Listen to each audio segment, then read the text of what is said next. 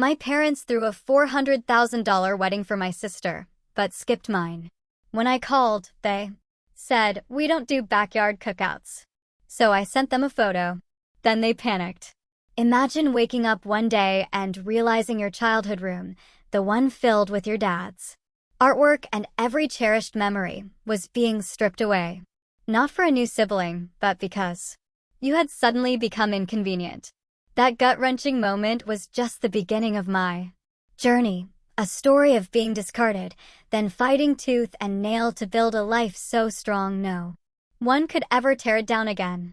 My hands were shaking, clutching my worn copy of Charlotte's Web, the familiar cover a blur. Through my tears, all my books, all my little treasures, were just piled up in cardboard boxes.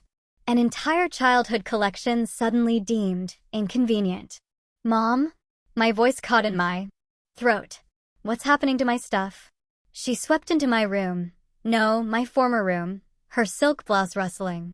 She'd been redecorating all week, transforming my cozy sky blue walls into some delicate lavender. The mural of flying birds Dad painted when I was 7? Gone, swallowed beneath primer and expensive paint. "There you are, Kasha," she said, her lips tightening as she glanced at the book in my hands. "I told you yesterday. We're preparing the nursery. Your sister needs a proper room. But where would I sleep?" The question hung heavy between us, even though I already dreaded the answer. Mom checked her diamond tennis bracelet, a gift from Corbett, my stepfather. "We've prepared a space for you downstairs. It's cozy." She led me through the mansion's winding hallways, her heels clicking against marble floors that never, ever felt like home. We walked past the grand staircase, past the sprawling kitchen, and stopped at a narrow door near the garage entrance. When she opened it, my stomach dropped. The laundry room. 60 square feet of cold cement floor, cinder block walls, and the constant, throbbing hum of the water heater. A twin bed was wedged against one wall, my desk crammed beside it. The washer and dryer still dominated the room, metal sentinels guarding my exile.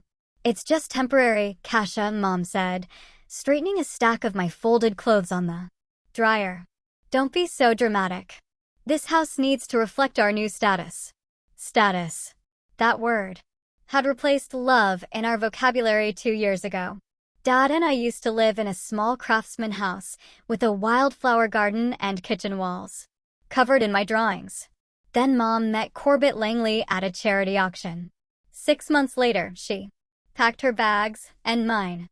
"Your father and I want different things," she'd explained, folding designer clothes into monogrammed suitcases. Corbett understands ambition. Our move to his 6-bedroom Savannah mansion happened so fast, I even left my favorite sneakers behind. The first time I mentioned Dad's sign painting business at dinner, Corbett's eyebrow arched so high it practically disappeared into his hairline.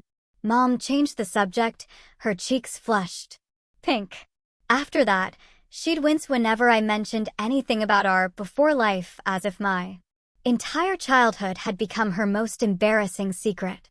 I stood in my new bedroom, listening to the washing machine's rhythmic sloshing, a sound that would become my nightly lullaby.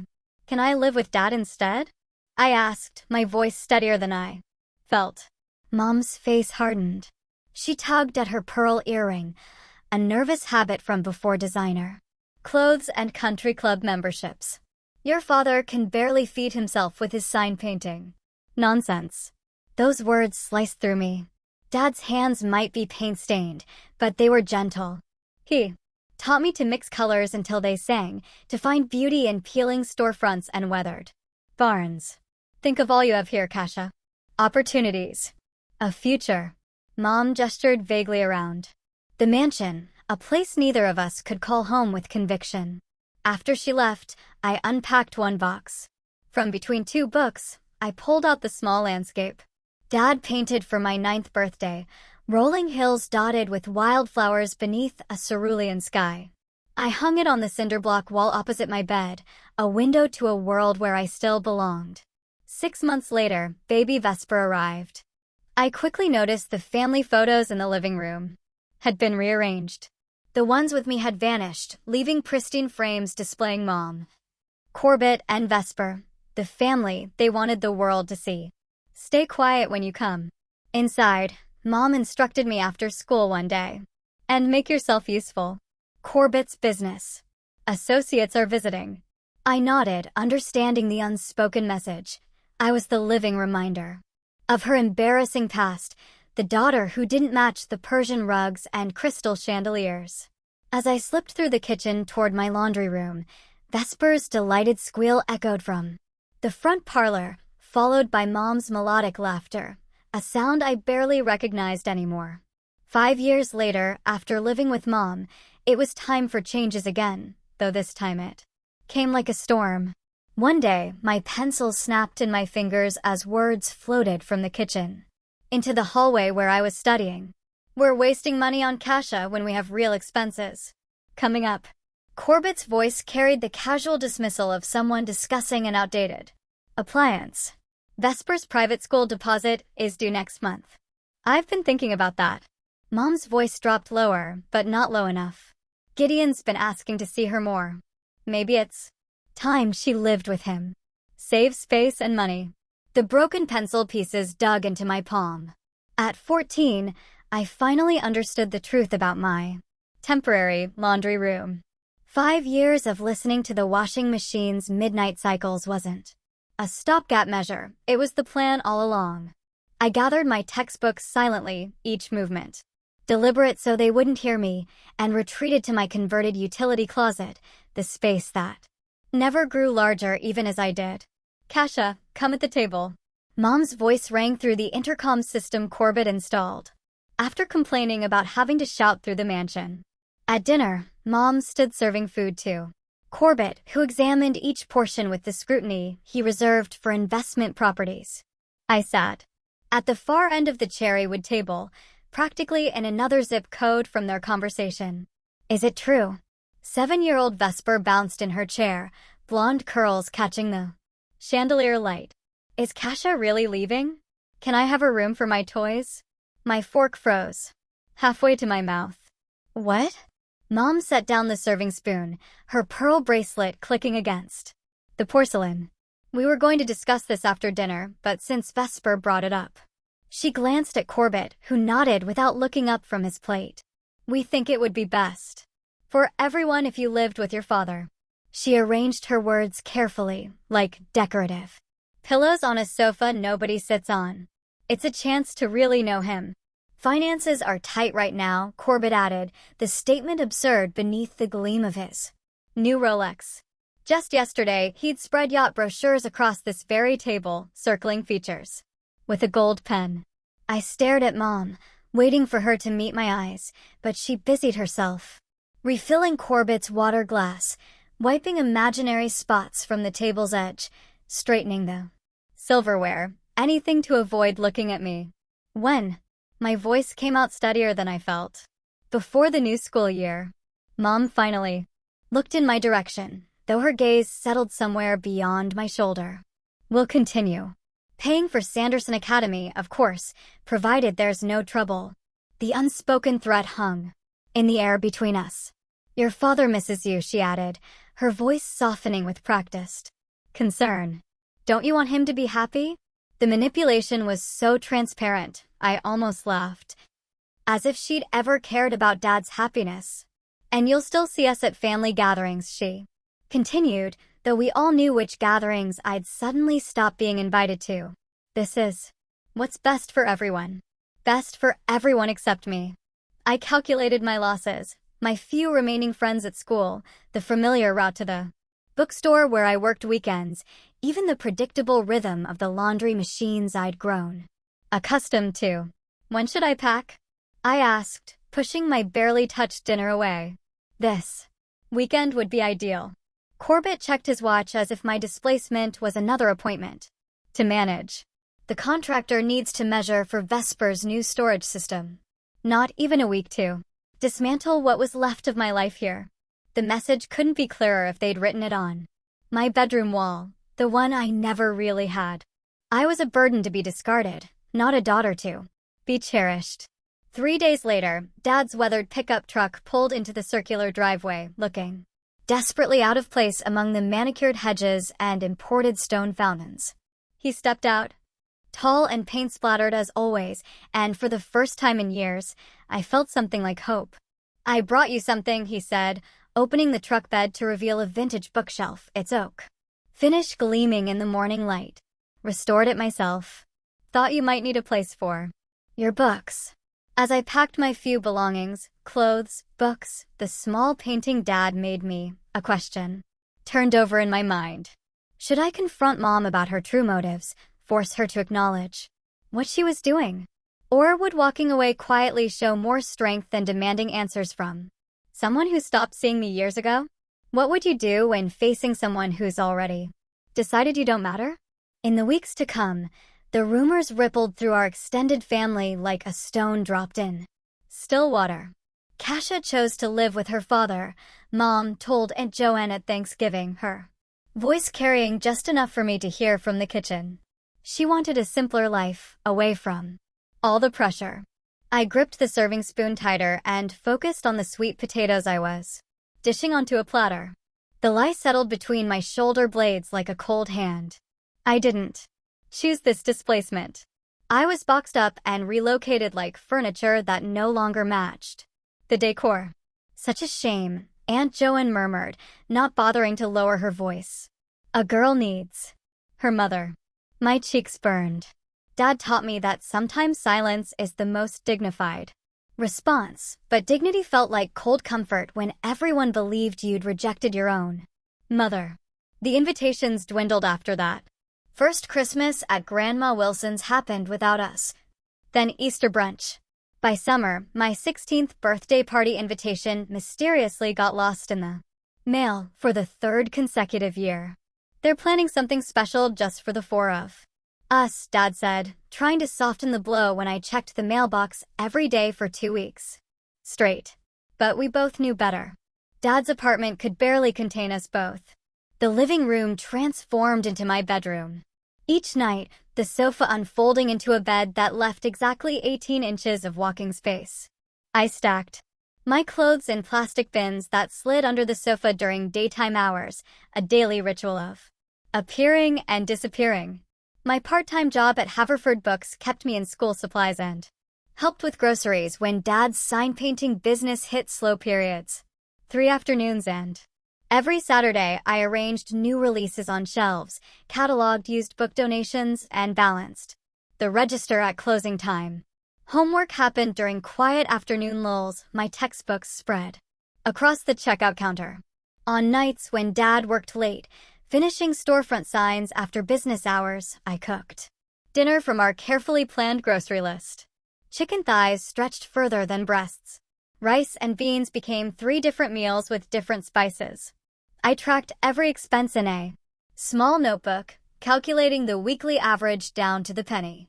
What I didn't track was the weight that settled across my chest each time I saw Vesper's ballet recitals documented on Mom's social media, or the way my throat tightened when Dad asked if I wanted to invite friends over, knowing there wasn't room for anyone else in our cramped space. I learned to swallow these feelings like bitter medicine, quickly, with minimal fuss, focusing instead on what needed doing. "Next, you're remarkably self-sufficient," Mrs. Haverford said one afternoon, watching me calculate book order quantities against our monthly sales projections.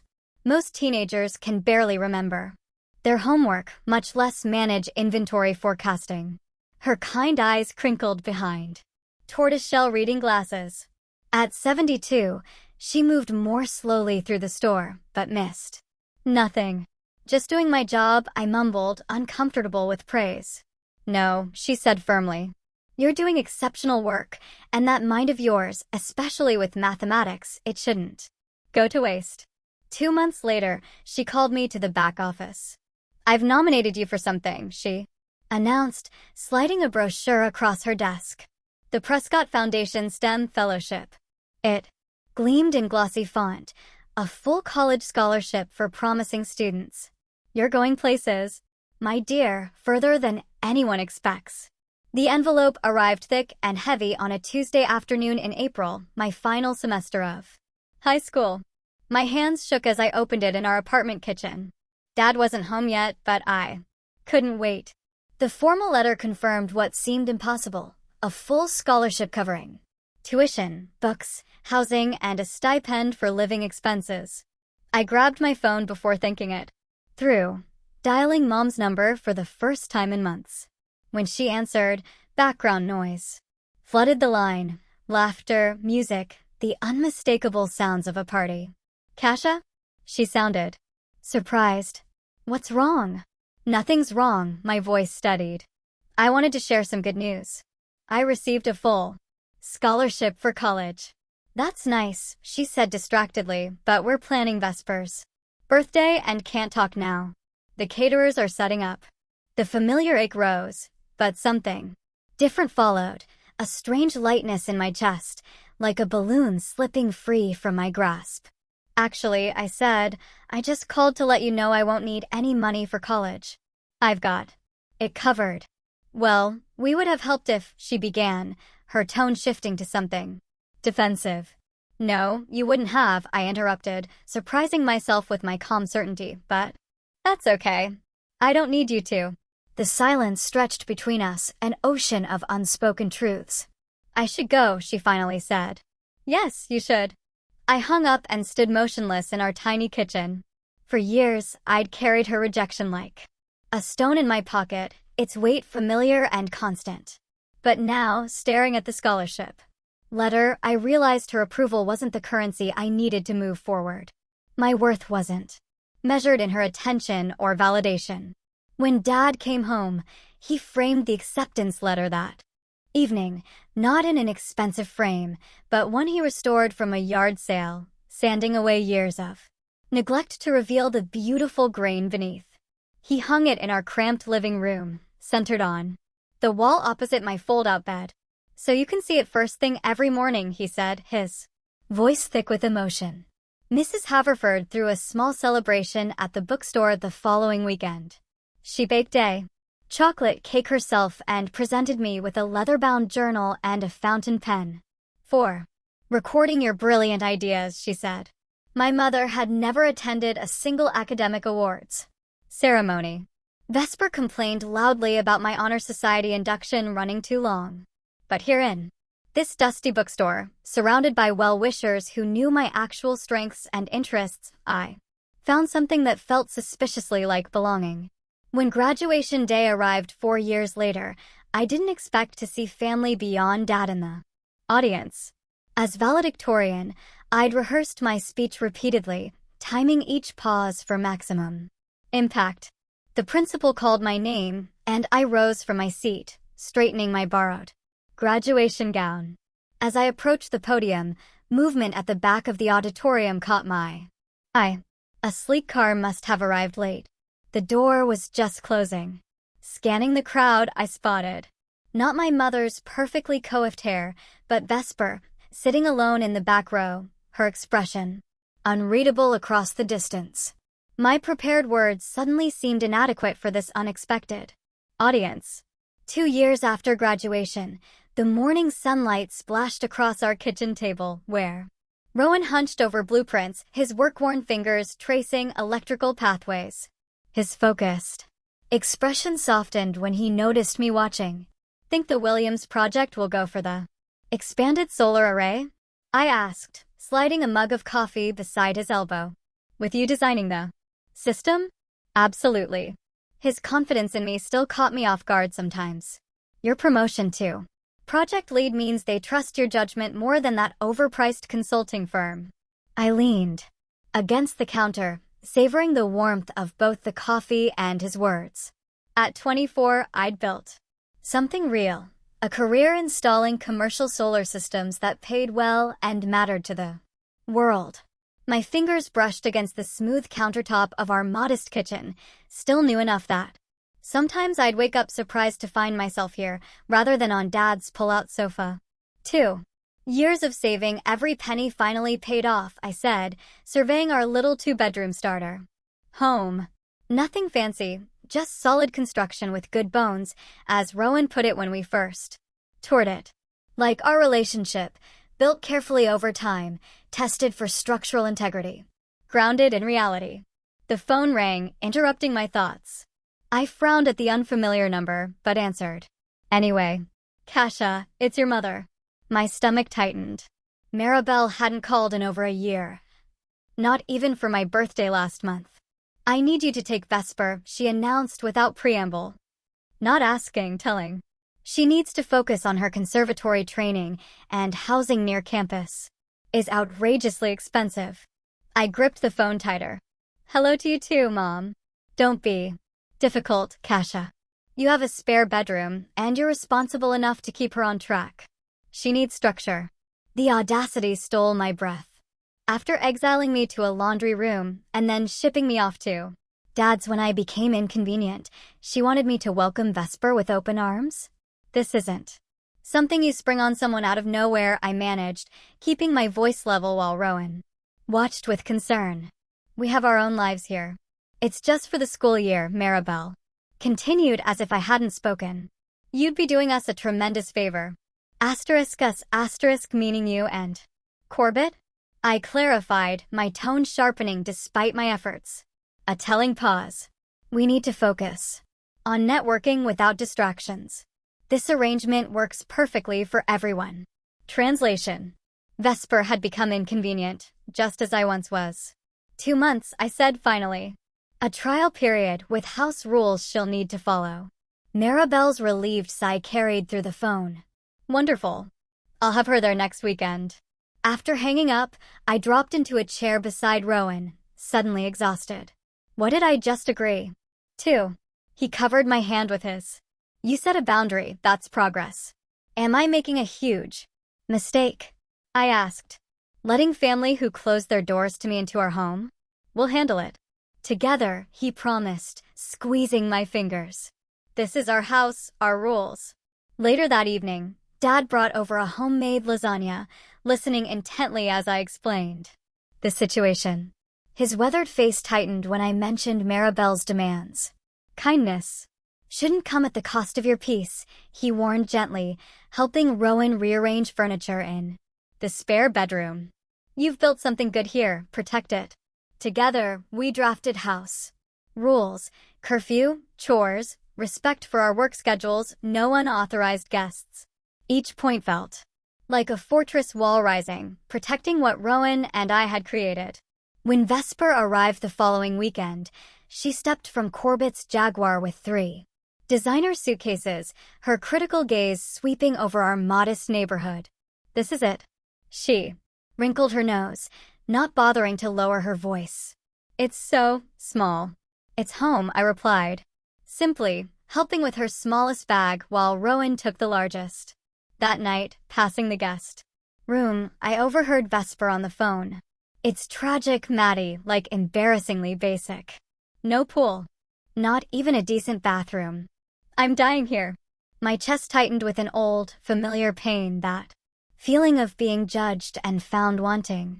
The first week passed in tense politeness that fractured when Vesper's conservatory called, asking about her repeated absences. You skipped 3 classes this week? I confronted her when she slinked in past midnight, smelling of cigarettes and someone's cologne. Why do you care? She snapped, tossing her purse onto the counter. It's my life. It's our house, I reminded her, and one of our rules was, God, you sound just like Mom when she's on one of her responsible kicks. Vesper rolled her eyes.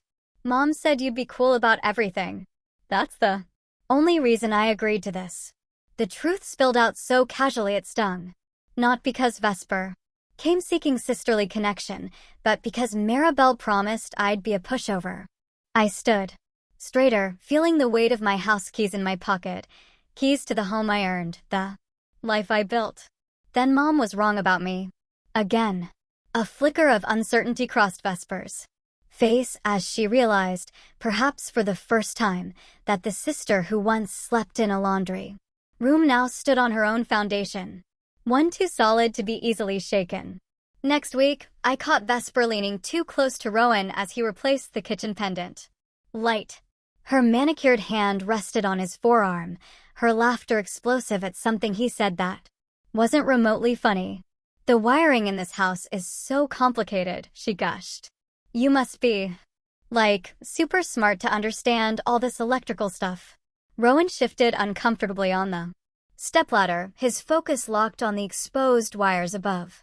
"Just basic principles, really. Your sister understands this better than I do." When he finished and descended, Vesper blocked his path to the toolbox, standing in the doorway with a practiced casualness. I cleared my throat. "From the dining room. Vesper, can we talk?" My voice remained steady despite the heat crawling up my neck. In the living room, she transformed before my eyes. The flirtatious smile vanished, replaced by trembling lips and watery eyes. "I was just being friendly. Why are you so insecure?" Her voice pitched higher, a performance I recognized from childhood. He was telling me about the house wiring, and I was listening. "Is that a crime now?" "This isn't about being friendly," I said. "It's about respect. For me, for Rowan, for our relationship." My phone buzzed an hour later. Maribel. Perfect timing, as always. "Kasha, what on earth are you doing?" Her voice sliced through the speaker. "Vesper's in tears. She called saying you accused her of something ridiculous. The poor girl was only trying to connect with your boyfriend." The dismissive pause spoke volumes. That evening, I found Vesper's diamond tennis bracelet, eerily similar to my mother's, resting on Rowan's workbench in the garage. The next morning, she positioned herself in the hallway as he tried to leave for work, talking about a gallery opening, asking if he might like to accompany her. "Rowan's clearly into me," she said when I confronted her later, tossing her hair over one shoulder. "He deserves better than someone who grew up in a laundry room." The words landed like a physical blow, but I refused to flinch. "You have 30 days to find other arrangements," I said, my voice calmer than I felt. "This isn't working." Vesper's mouth dropped open. "You can't be serious." "I am. 1 month. You're overreacting." Nothing happened. Rowan entered from the kitchen, his face uncharacteristically stern. He handed me his phone, open to a string of text messages. "I think you should see these," he said quietly. The texts from Vesper started innocently enough, but quickly crossed into territory that made my stomach clench. Invitations to meet when I was working late. Comments about my boring career choices. A photo of her in a swimsuit with the caption, "What do you think?" Vesper lunged for the phone. "Those are private. You had no right to show her." "I have every right," Rowan said, his voice level but firm. "I chose Kasha, not for connections or a family name. For her brilliance, her integrity, everything she is."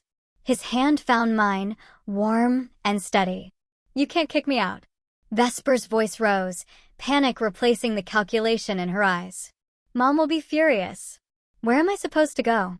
"Back to the mansion, I imagine," I replied. "The same place I wasn't welcome. But the conservatory is a 10-minute drive from your parents' house." "This isn't fair." Vesper's face contorted. "I'll tell Mom everything. She'll cut you off completely." A laugh escaped me, genuine and unexpected. "Cut me off from what exactly?" "I've been on my own since I was 14. Vesper stared, confusion replacing anger. "I'm not responsible for your mother's feelings," I continued, just as she was never responsible for mine. The weight of years lifted as I spoke the truth aloud. That weekend, as Vesper packed her designer luggage with theatrical size, Rowan took me to our favorite spot overlooking the river. He knelt on the weathered boardwalk, presenting a simple ring with a small emerald, my birthstone. "I want to build a life with you," he said, the setting sun turning his auburn hair to flame. "A real one, based on who we are, not what anyone else thinks we should be." 6 months later, with Vesper long gone, Rowan and I prepared for our wedding in Dad's backyard. The maple trees promised perfect shade for our 50 guests, and Dad's hand-painted signs marked the ceremony and reception areas. I dialed my mother's number, an olive branch extended. Despite years of distance, A backyard wedding?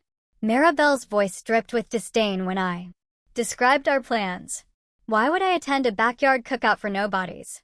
Marrying a cable puller? Enjoy that, Kasha. The casual cruelty felt almost nostalgic in its predictability. Thank you for making my decision easy, I replied. Goodbye, mother. I hung up and returned to arranging wildflowers in mason jars. Dad whistled as he strung lights in the trees, and Mrs. Haverford arranged her homemade pies on the dessert table. Meanwhile, Vesper's wedding proceeded with appropriate extravagance. Dad showed me the society page announcement, a $460,000 spectacle joining the Langley and Westmoreland families, complete with ice sculptures and a 12-piece orchestra.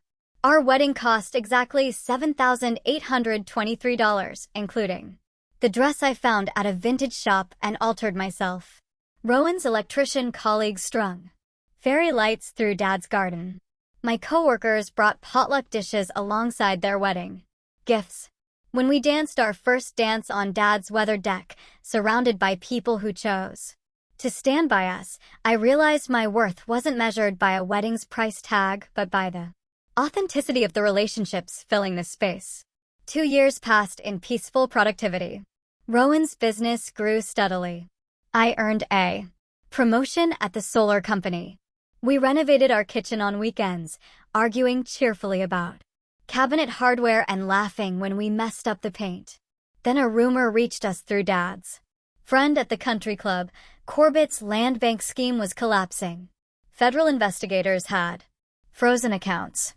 The Langleys faced financial ruin. My phone buzzed with a text from an unknown number. We need to talk. Family matters. I showed Rowan the message, my hand steady despite everything.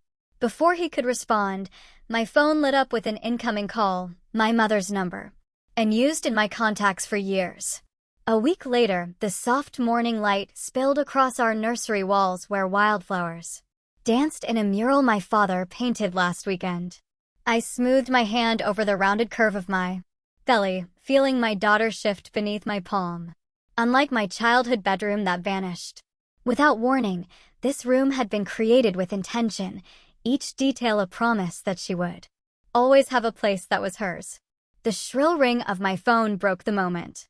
My mother's name flashed on the screen, and I noticed my hand no longer trembled when I saw it. Hello, Mother. My voice came out steady, unrushed. Kasha. Maribel's voice wavered, lacking its usual polish. We need to talk about our situation. I waited, one hand resting protectively over my unborn child. The bank foreclosed on the house, she continued when I didn't fill the silence. Corbett's investments, well, it's all gone. And Vesper's husband filed for divorce after he caught her with his business partner. I watched a robin land on our modest front porch railing. I'm sorry to hear that. Sorry. Her voice rose. We're family, Kasha. We need somewhere to stay. The old guilt didn't surface, as expected. Instead, a calm clarity washed over me. And what exactly are you asking? We're not asking. Family takes care of family. We'll need your spare bedroom for me and the sitting room for Vesper until we get back on our feet. I thought about the laundry room with its humming water heater and cement floor. How it felt to be 9 years old and disposable. No, I said. Simply. Excuse me. The familiar sharpness returned to her tone. My home isn't available to you. After everything I've done for you? Her voice cracked with indignation. I gave you life, Kasha. And then you took away everything else. The words came without bitterness, just quiet truth. I've built this life carefully, and I won't dismantle it for people who treated me as inconvenient. You'll regret this. Her threat sounded hollow. I might take you to court for elder neglect. I almost laughed. You can try, Mother. The line went dead. When I set my phone down, I noticed Rowan watching me from the doorway, his work boots still dusty from the job site. He didn't ask what happened. He already knew. The crunch of tires on gravel drew my attention to the window. Dad's pickup pulled into our driveway, the back covered with a tarp hiding something bulky. He's early, Rowan said, taking my hand. We met my father at the door as he lowered the tailgate, pulling back the tarp to reveal a handcrafted wooden crib. The maple finish gleaming in the afternoon sun. Built it in the evenings after work, Dad said, his paint-stained hands running over the smooth rails. Thought my granddaughter should have something special. My eyes blurred with tears that had nothing to do with my pregnancy hormones. It's beautiful, Dad. Together, the three of us carried the crib into the nursery. Dad told Rowan about the techniques he used, offering to teach him when they finished the back deck next month. My husband listened intently, hungry for knowledge that can be passed down, not status that can be flaunted. Later, Rowan and I sat on our porch swing, his arm around my shoulders as the sunset painted our modest neighborhood in gold. The weight of his steady presence beside me felt like the home I never had in my mother's mansion. We may not have a mansion, I said, leaning into him, but we built this with love, and that's enough. He nodded, his hand joining mine over our growing daughter. In the nursery behind us, Dad's handcrafted crib waited beneath a mural of wildflowers. Across the hall, Rowan had set up a small workshop where Dad was teaching him sign painting techniques during weekend visits. We were creating something my mother never understood, a home built on constancy rather than convenience. As I felt my daughter kick beneath my hand, I wondered, do we owe family who discarded us just because we share DNA? I chose to protect my peace and my child's future. But what would you have done when faced with the people who once called you disposable?